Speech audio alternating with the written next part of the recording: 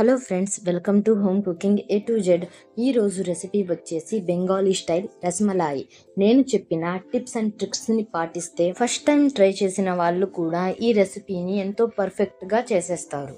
Bengali style రస్మలాయిని తయారు చేయడానికి మనం ముందుగా ఒక చిన్న బౌల్ తీసుకొని అందులో 2 టేబుల్ స్పూన్స్ వరకు వెనిగర్ని, 2 టేబుల్ స్పూన్స్ వరకు వాటర్ని వేసి ఈ రెండింటిని కలిపి ఒక సైడ్లో పెట్టుకోవాలి. ఇప్పుడు గ్యాస్ మీద ఒక పెద్ద వెజల్ని పెట్టి అందులో 1 లీటర్ వరకు ఫుల్ క్రీమ్ మిల్క్ని వేయండి. ఈ మిల్క్ అనేది ఒక బాయిల్ వచ్చిన తర్వాత గ్యాస్ని ఆపేసి 1 నుంచి 2 నిమిషాలు ఈ మిల్క్ని అలాగే వదిలేయండి. ఇప్పుడు పక్కన మనం ఒక సెటప్ని తయారు చేసుకుందాం. ఒక పెద్ద బౌల్లో ఒక జల్లెడని పెట్టి అందులో మస్లిన్ క్లాత్ లేకపోతే కాటన్ క్లాత్ని పెట్టండి. మిల్క్ అనేది 2 నిమిషాల తర్వాత కొంచెం రూమ్ టెంపరేచర్లోకి వచ్చింది. ఇప్పుడు మనం ముందుగానే ప్రిపేర్ చేసుకున్న వెనిగర్ మిశ్రమాన్ని కొంచెం కొంచెంగా వేసి గరిటెతో నిదానంగా కలుపుకుంటూ మిగిలిన వెనిగర్ మిశ్రమాన్ని కూడా కొంచెం కొంచెంగా వేసుకుంటూ గరిటెతో మెల్లగా కలిపితే ఈ మిల్క్ అనేది విరిగిపోతుంది.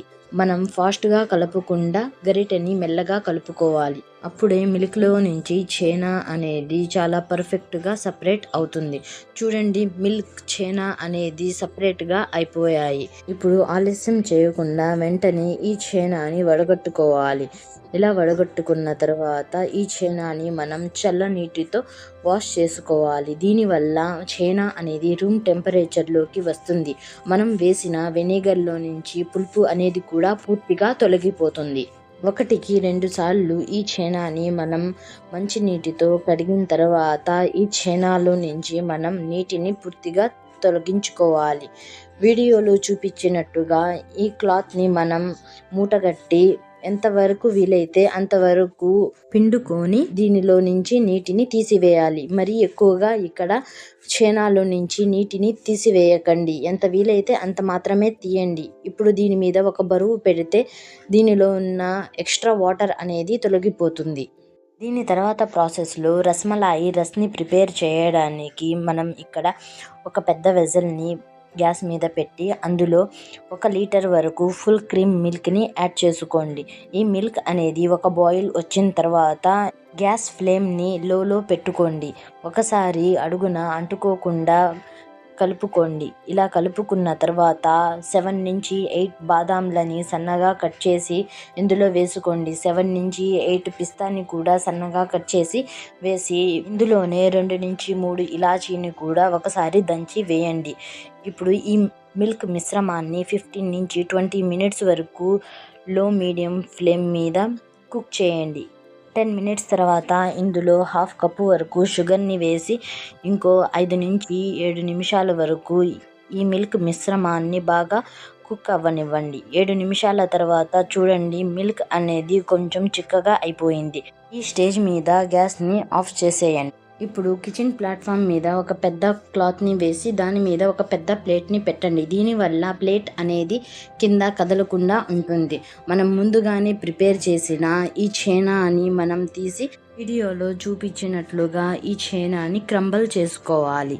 ఇలా క్రంబల్ చేసుకున్న ఈ ఛేనాని మన చేతి మణికట్టుతో బాగా స్మూత్గా రబ్ చేసుకోవాలి. ఈ ప్రాసెస్ని 4 నుంచి 5 సార్లు రిపీట్ చేయాలి. ఇలా చేయడం వల్ల రస్మలై అనేది ఎంతో స్మూత్గా అందులో క్రాక్స్ రాకుండా రెడీ అవుతుంది.